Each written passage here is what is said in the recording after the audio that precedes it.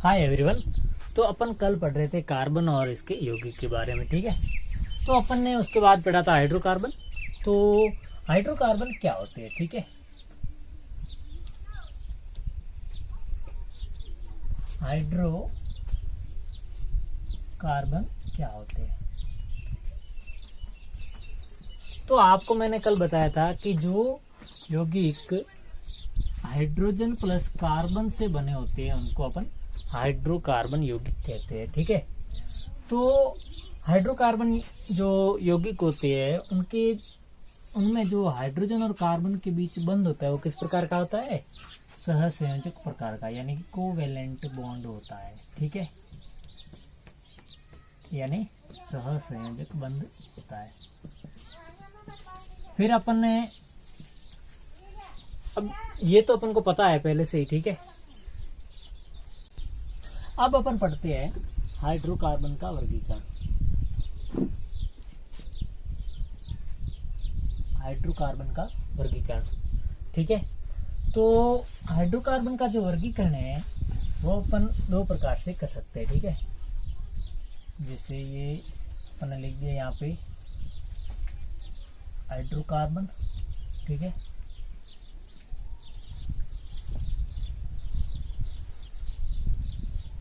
इसको अपन दो भागों में बांटते हैं।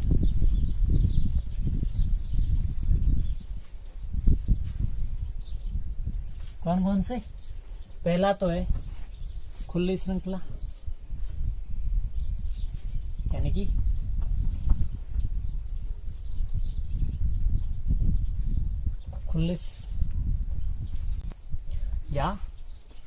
खुली या फिर विवर्त लिख सकते हैं, ठीक है। विवर्त श्रृंखला युक्त, ठीक है, जिसे अपन कह सकते हैं open chain containing open chain containing compound. फिर जो दूसरा अपन टाइप करते हैं वो टाइप होता है संवर्त श्रृंखला युक्त। संवर्त श्रृंखला युक्त या क्लोज्ड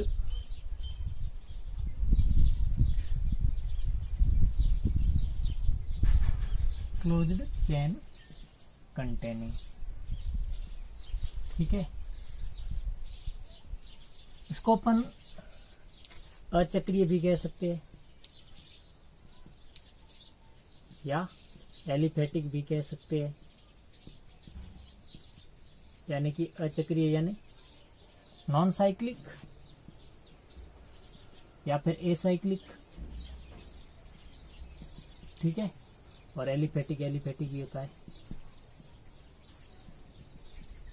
और इसको अपन कह सकते हैं साइक्लिक या चक्रीय या साइक्लिक, या फिर अपन कह सकते हैं वलय युक्त,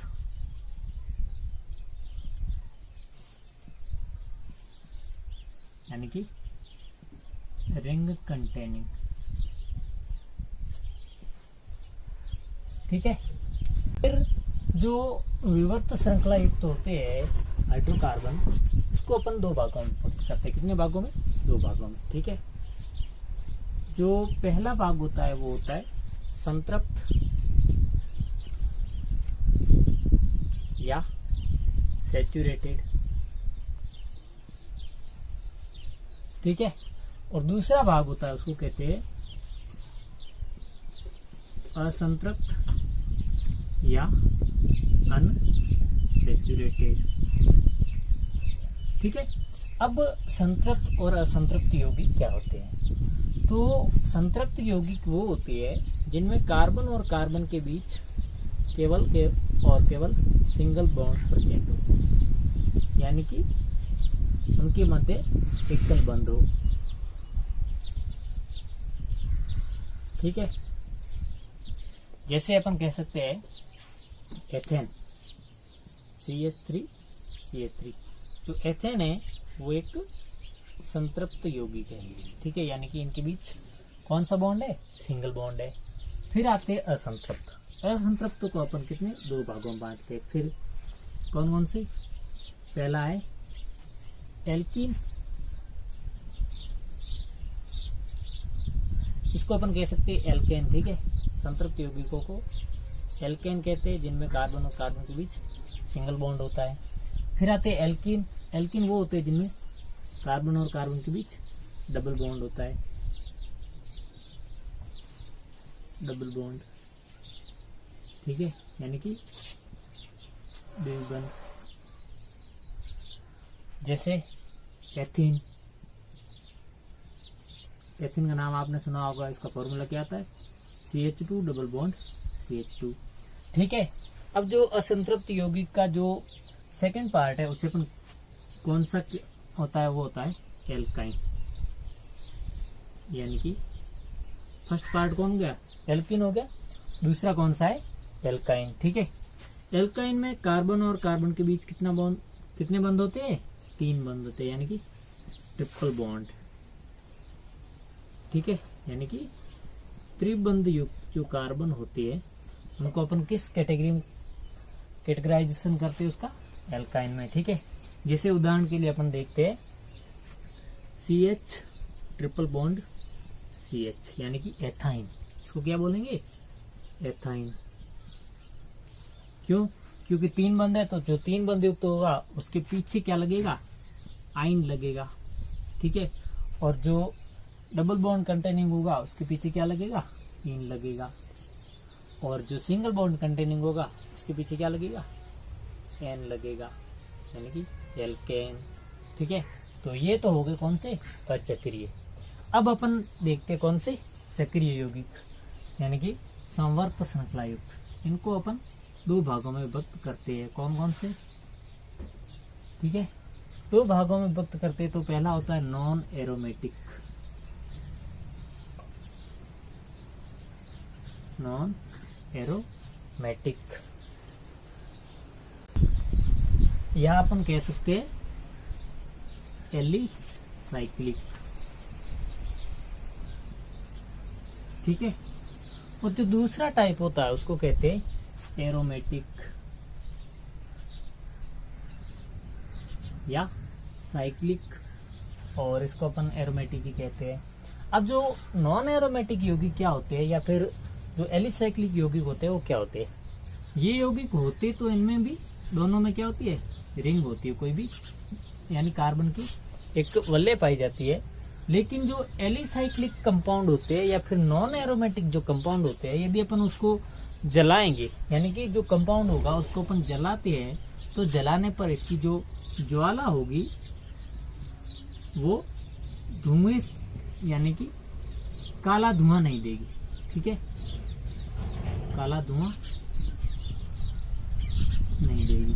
यानी कि जब अपन एलिसाइक्लिक कंपाउंड को जलाएंगे तो जलाने पर अपन देखेंगे कि इनका धुआं होता है वो काला नहीं होता, या अपन इसको कह सकते हैं कि ये इनमें कोई धुआं नहीं निकलता है जलाने पर, ठीक है। जैसे अपन उदाहरण ले साइक्लोहेक्सेन का, साइक्लोहेक्सेन का, ठीक है। जो साइक्लोहेक्सेन होता है उसमें हेक्सेन हेक्स कितने के लिए आता है? 6 कार्बन के लिए। तो यहाँ पे यानी कि 6 कार्बन की रिंग है। तो जो चक्रीय यौगिक होती है उसके पहले अपन क्या लगाते हैं? साइक्लो लगाते हैं, ठीक है, साइक्लोहेक्सेन। अब एरोमेटिक यौगिक क्या होते हैं? एरोमेटिक यौगिक वो होते हैं जो कि अपन यदि उनको जलाएंगे तो जलाने पर काला धुआं प्राप्त होता है। या अपन कहें कि यदि अपन एरोमेटिक यौगिकों को जलाते हैं तो उनको जलाने पर काला धुआं प्राप्त होगा, यानी कि ये जब जलेंगे तो जलाने पर काला धुआं देंगे, ठीक है। जैसे बेंजीन, बेंजीन होता तो 6 कार्बन युक्त है, लेकिन इनमें कार्बन के बीच डबल बॉन्ड पाया जाता है, ठीक है। तो ये हो गया बेंजीन। तो ये था आपका हाइड्रोकार्बन का वर्गीकरण। कितने भागों में बांटा गया है? 2 भागों में, संवर्त और विवर्त श्रृंखला, यानी कि ओपन चेन और क्लोज चेन, या फिर कह सकते हैं साइक्लिक और नॉन साइक्लिक में। तो ये था आपका हाइड्रोकार्बन का वर्गीकरण, या फिर अपन कह सकते हैं क्लासिफिकेशन ऑफ हाइड्रोकार्बन, या हाइड्रोकार्बन का वर्गीकरण। ठीक है, आपके लिए 2 मिनट का टाइम है, आप उतारना चाहे तो उतार सकते हैं। अब अपना अगला टॉपिक है, वो है कार्बनिक यौगिकों का नामकरण, या अपन कह सकते हैं कि नोमेनक्लेचर ऑफ ऑर्गेनिक कंपाउंड। यानी कि नया टॉपिक क्या है, कार्बनिक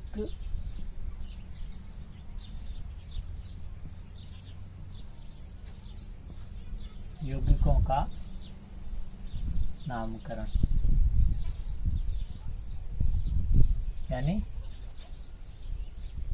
नोमेनक्लेचर ऑफ ऑर्गेनिक कंपाउंड। ठीक है, तो जो कार्बनिक यौगिक होती है उनका अपन नामकरण कितने प्रकार से, 3 प्रकार से कर सकते हैं। यानी कि 3 प्रकार से इनका नामकरण कर सकते हैं, यानी 3 पद्धतियों द्वारा इनका कार्बनिक यौगिकों का अपन नामकरण कर सकते हैं। कौन कौन सी?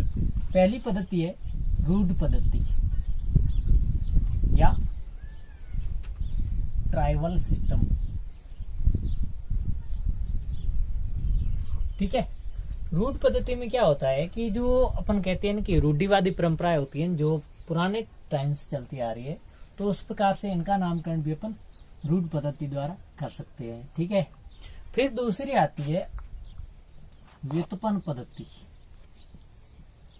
कौन सी? व्युत्पन्न पद्धति, जिसे अपन कहते हैं डिराइव्ड सिस्टम। डिराइव्ड सिस्टम यानी अपन किसी से डिराइव कर रहे हो उसको, मतलब किसी के द्वारा, जैसे कोई चीज है यानी वस्तु है, उससे जो किसी अन्य वस्तु का अपन उत्पादन कर रहे हैं या उसको उससे उत्पन्न कर रहे हैं या व्युत्पन्न कर रहे हैं, तो उसका अपन नामकरण किसके द्वारा देंगे? जो अपन पहली वस्तु थी उसके, जैसे ये कोई ए वस्तु है, ठीक है, यहाँ पे बी वस्तु अपन किसके द्वारा? ए से व्युत्पन्न कर रहे हैं। ठीक है, तो जो अपन बी का नामकरण करेंगे वो किसके आधार पर करेंगे? यदि बी के आधार पर कर रहे हैं तो ये अपनी कौन सी पद्धति है? व्युत्पन्न पद्धति, यानी कि डिराइव्ड सिस्टम है। ठीक है, फिर आता है IUPAC पद्धति, यानी कि IUPAC सिस्टम या फिर IUPAC पद्धति। ठीक है, अब IUPAC का पूरा नाम क्या होता है? ठीक है, IUPAC का पूरा नाम होता है international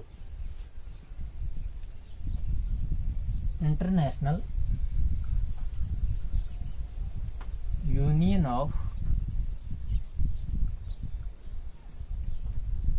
pure and applied chemistry. ठीक है, तो ये होता है IUPAC का पूरा नाम। अब अपन पढ़ेंगे सबसे पहले कौन सी? रूढ़ पद्धति के बारे में। ठीक है, सबसे पहले अपने आगे रूढ़ पद्धति या अपन कहें ट्राइबल सिस्टम।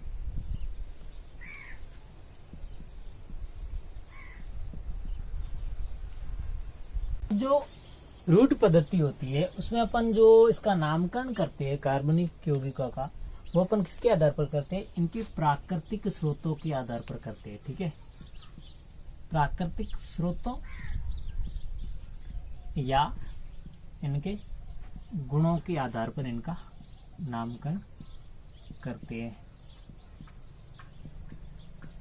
किसके आधार पर? या अपन कह सकते हैं कि बेसिस ऑन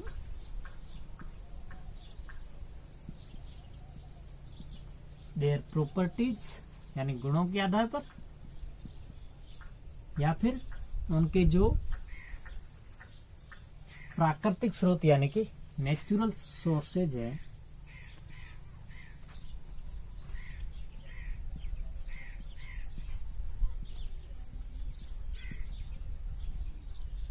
उनके आधार पर इनका वर्गीकरण करते हैं, नामकरण करते हैं। किसका?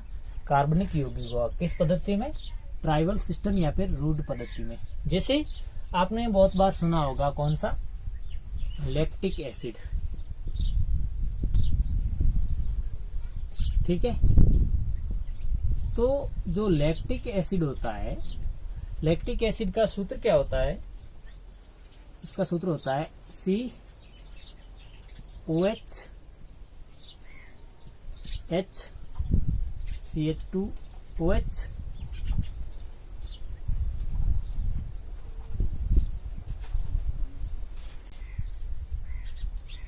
और COOH। ठीक है, यानी कि जो लैक्टिक एसिड होता है उसका फॉर्मूला क्या होता है? फॉर्मूला ये होता है, यानी कि जो सूत्र होता है वो क्या होता है?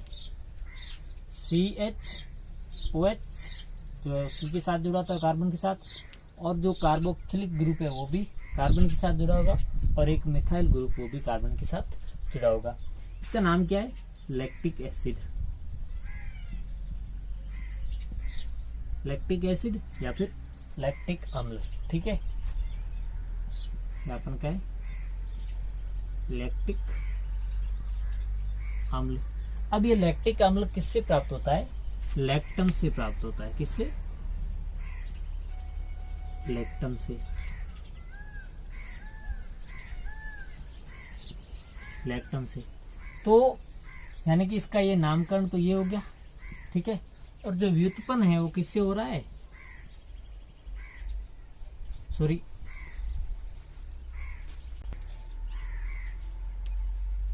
इसका जो प्राकृतिक स्रोत है या अपन कहें जो नेचुरल सोर्सेज है वो क्या है? लैक्टम है।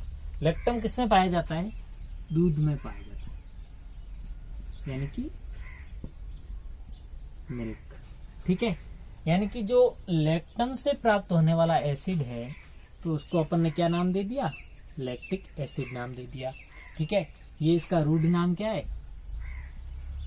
लैक्टिक एसिड, यानी कि जो ट्राइवल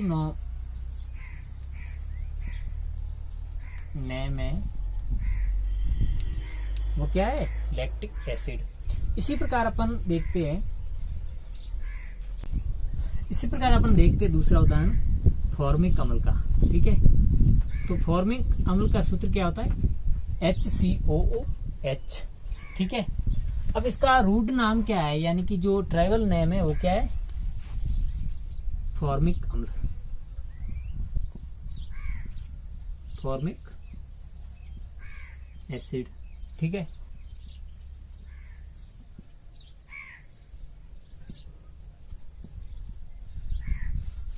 तो जो फॉर्मिक अम्ल है वो किससे प्राप्त हो रहा है? फॉर्मिका से। यानी कि जो इसका नेचुरल सोर्स है वो क्या है? फॉर्मिका। और फॉर्मिका किसका नाम है? चींटी का। ठीक है, यानी कि चींटी के डंक द्वारा जो एसिड प्राप्त होता है उसको अपन क्या कहते हैं? फॉर्मिक अम्ल। यानी कि इसका जो नेचुरल या फिर अपन कहें कि जो प्राकृतिक स्रोत है वो क्या है? फॉर्मिका है या फिर चींटी है, इसलिए इसका नाम क्या हो गया? फॉर्मिक अम्ल हो गया। तो ये होता है फॉर्मिक अम्ल का सूत्र। इसी प्रकार अपन देखते हैं एसिटिक एसिड CH3COOH। ठीक है, तो ये है एसिटिक एसिड। ये किससे प्राप्त होता है? सिरके के एसिटम से। सिरके से, और सिरके का चूंकि लैटिन नाम क्या होता है? एसिटम। ठीक है, एसिटम होता है, इसलिए इसका जो नाम रूट नाम हो गया वो क्या हो गया? एसिटिक एसिड हो गया। ठीक है, अब इसी प्रकार अपन देखते हैं जो मीथेन गैस होती है यानी कि CH4 होता है, उसको क्या कहते हैं? मार्स गैस कहते हैं। क्या कहते हैं? Marsh gas. क्यों कहते हैं? क्योंकि ये जो मार्स प्लेसेज होती है या अपन कहें कि जो दलदल युक्त भूमि होती है या जमीन होती है, वहां से ये गैस प्राप्त होती है, इसलिए इसको मार्स गैस कहा गया। तो ये थे रूट पद्धति के कुछ उदाहरण। पहला कौन सा था? लैक्टिक एसिड, जिसका फॉर्मूला क्या होता है? CH3OH और COH। क्योंकि ये लैक्टम से प्राप्त हो रहा है, इसलिए इसको लैक्टिक एसिड कहा गया। फिर आया अपने पास फॉर्मिक एसिड। फॉर्मिक एसिड का सूत्र क्या होता है? HCOH। तो ये किससे प्राप्त हो रहा है? चींटी से। चींटी का लैटिन नाम क्या है? फॉर्मिका। तो इसलिए इसको अपन ने क्या नाम दे दिया? Formic acid. फिर इसी प्रकार अपन देखते हैं कि जो एसिटिक एसिड होता है वो सिरके से प्राप्त होता है, ठीक है। और चूंकि जो सिरके का लैटिन भाषा में नेम है वो क्या है? एसिटम है, इसलिए इसको अपन ने क्या नाम दे दिया? एसिटिक एसिड दे दिया, ठीक है। आगे अपन इसी कड़ी में देखते हैं उदाहरण किसका? मीथेन गैस का, ठीक है, मीथेन का। क्योंकि जो मीथेन है वो कहाँ से प्राप्त हो रहा है? मार्स से प्राप्त हो रहा है, या अपन कहें दलदल जो भूमि होती है वहां से प्राप्त हो रहा है, ठीक है। तो इसलिए इसको क्या कहा गया? मार्स गैस कहा गया। आपका रूट पद्धति नोमेनक्लेचर, या अपन कहें tribal system of nomenclature of hydrocarbon compound. तो ये था रूट पद्धति। आई होप आपको ये समझ में आया होगा। अब इसका पहला रूल क्या है कि जो अशाखित हाइड्रोकार्बन होते हैं, अशाखित हाइड्रोकार्बन होंगे, या फिर अपन कहें कि जो अनब्रांचेड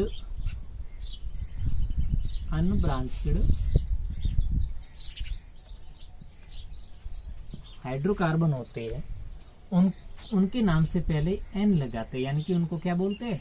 नॉर्मल बोलते हैं, ठीक है। यानी कि उनके नाम से पहले नॉर्मल लगाते हैं, ठीक है। जैसे पेंटेन का जो फॉर्मूला होता है वो क्या होता है? CH3 CH2 CH2 CH2 CH3, 1 2 3 4 5 carbon है, तो ये हो गया पेंटेन, ठीक है।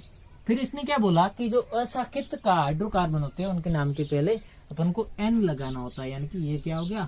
N पेंटेन, ठीक है, यानी N पेंटेन, ठीक है। इसी प्रकार इनका दूसरा जो रूल था वो क्या था कि जो CH3 CH और CH3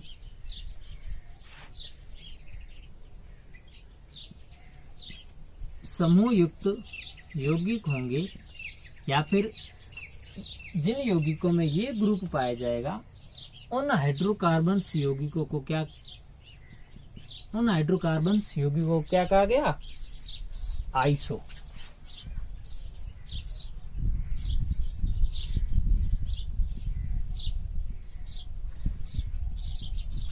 यानी कि ये जो समूह होता है इस समूह को क्या कहते हैं?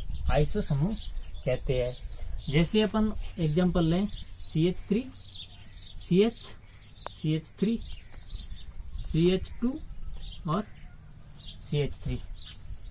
इसमें आप देखते हैं कि जो CH3 CH और CH3 जो ग्रुप होता है वो यहाँ पे प्रेजेंट है, तो इसलिए इसके नाम के आगे अपन क्या लगाएंगे? आइसो लगाएंगे, ठीक है। अब आप देखते हैं कि इसमें कितने कार्बन है? 1 2 3 4 5, तो 5 कार्बन के लिए क्या आएगा? पेंटेन आएगा। तो ये हो गया आइसो पेंटेन, ठीक है, आइसो पेंटेन, ठीक है। फिर इसी प्रकार उन्होंने एक और उदाहरण दिया, यानी कि एक और रूल दिया, जिसके अनुसार जो भी हाइड्रोकार्बन CH3 CH3 और CH2, ठीक है, जिन हाइड्रोकार्बन ग्रुप यानी हाइड्रोकार्बन जो भी यौगिक होंगे उन यौगिकों में यदि ये ग्रुप पाया जा रहा है, यानी कि ये समूह पाया जा रहा है, तो इस समूह को क्या कहते हैं? नियो समूह कहते हैं। क्या?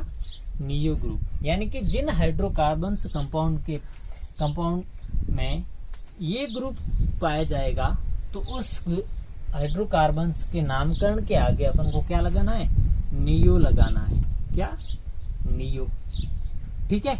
जैसे अपन एग्जांपल ले लें CH3 CH3 CH3 और यहाँ पे CH3, ठीक है।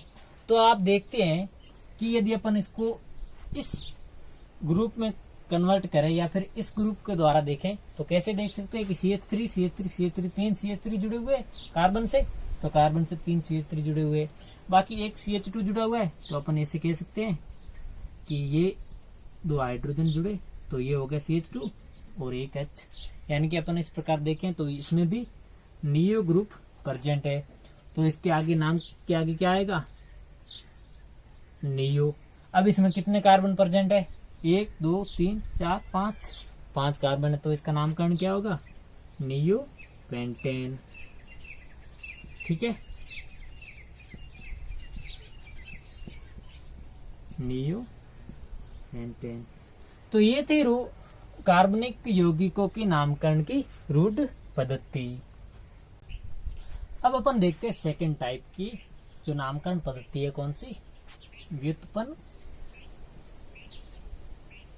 पद्धति, या अपन कहें डिराइव्ड सिस्टम, ठीक है। तो जो व्युत्पन्न पद्धति होती है उसमें क्या करते हैं कि जो कार्बनिक यौगिकों का नामकरण होता है वो उनकी सरल यौगिकों का व्युत्पन्न मानकर किया जाता है, यानी कि सरल यौगिकों का व्युत्पन्न मानकर किया जाता है, व्युत्पन्न मानकर उनका नामकरण करते हैं, ठीक है।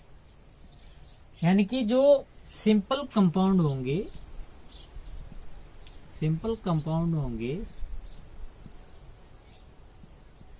उनका अपन डिराइव मानकर उन कंपाउंड्स का नोमेनक्लेचर करेंगे, ठीक है। जैसे एक यौगिक है CH4, ठीक है, इस यौगिक को अपन क्या कहते हैं, मेथेन कहते हैं, ठीक है। अब यदि अपन, ये तो है सरल यौगिक, ठीक है, यदि इस सरल यौगिक से अपन व्युत्पन्न बनाना चाहें तो कैसे बना सकते हैं कि जैसे कार्बन है, इसके साथ एक CH3 और यहाँ पे जोड़ दिया CH3 और H, ठीक है। अब आप देखते हैं कि इसमें कितने CH3 समूह जुड़े हुए हैं, 3 के लिए अपन क्या लगाते हैं, ट्राई। और यदि CH3 समूह है किसी श्रृंखला में जुड़ा हुआ हो, यानी कि एक प्रतिस्थापी समूह के रूप में जुड़ा हुआ हो, तो उसे अपन कहते हैं मिथाइल, ठीक है। और वैसे सिंगल हो तो उसे कहते हैं मेथेन, ठीक है। तो यहाँ पे कितने ग्रुप हैं, 3 ग्रुप है, तो हो गया ट्राई मिथाइल, ठीक है, यानी कि ट्राई मिथाइल। अब इसमें 3 मिथाइल जुड़े, किसके साथ जुड़े हुए, एक कार्बन के साथ जुड़े हुए, तो एक कार्बन को अपन क्या कहते हैं, मेथेन। तो ये हो गया मेथेन, यानी कि ये किसका व्युत्पन्न है। यहाँ पे अपन इसको देखें कि कार्बन के साथ कितने, 4 हाइड्रोजन जुड़े हुए, ठीक है। अब जो 3 हाइड्रोजन थे उन तीनों को अपन ने किसके द्वारा रिप्लेस कर दिया, CH3 ग्रुप के द्वारा रिप्लेस कर दिया। तो आप देखते हैं कि इसका ये एक डिराइव हो गया, यानी कि व्युत्पन्न हो गया। तो इसका नामकरण अपन क्या करेंगे उसी टाइप से, मेथेन को मेथेन रहने दिया और इसके साथ 3 मिथाइल ग्रुप जुड़े हुए, तो इसलिए इसका नामकरण भी यही हो गया, यानी कि ट्राई मिथाइल मेथेन, ठीक है। अब इसी प्रकार अपन देखें कि जो एसिटिक एसिड होता है, यानी कि CH3COOH होता है, ये तो अपन ले लिया इसका कौन सा, सरल यौगिक, यानी कि ये हो गया सिंपल कंपाउंड।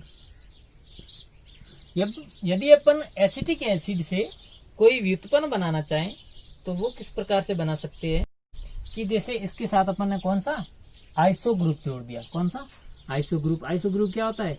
CH3 CH3, ठीक है। इसके साथ ये ग्रुप जोड़ दिया CH2 COOH। तो इसमें आप देखते हैं कि जो इसको अपन इस प्रकार से भी लिख सकते हैं CH2 और H। तो CH2 COH तो पड़ा है, लेकिन इसके जो एक हाइड्रोजन था उसका अपन रिप्लेस किसके द्वारा कर दिया? इस समूह के द्वारा कर दिया। तो इसमें आप देखते हैं कि कितने कार्बन जुड़े हुए? 4 कार्बन जुड़े हुए, ठीक है। तो 4 कार्बन को अपन क्या लिखते हैं? ब्यूट लिखते हैं, ठीक है। और यदि किसी श्रृंखला में प्रतिस्थापी के रूप में पाए जा रहे हैं तो अपन उसको आइल लगाते हैं, यानी कि ये हो गया ब्यूटाइल। तो इसका अपन नामकरण कैसे करेंगे? आइसो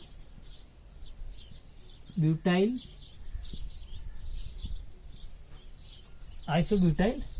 एसिटिक एसिड, ठीक है।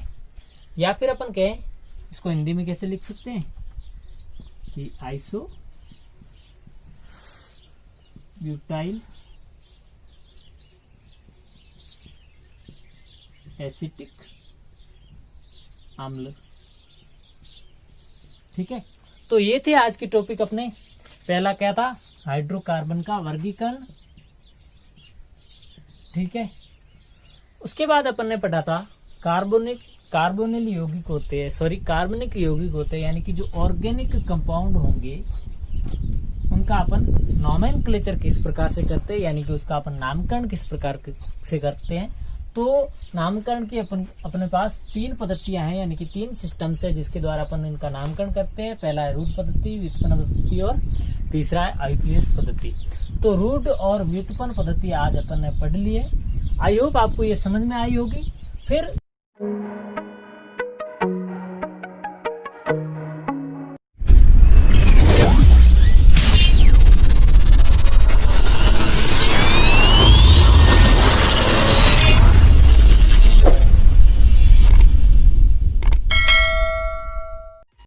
अच्छा सुनो, सब्सक्राइब करते वक्त ना घंटी बजा देना, ताकि जब मैं ऑनलाइन आऊँ तो तुम्हारे फोन की भी घंटी बजे।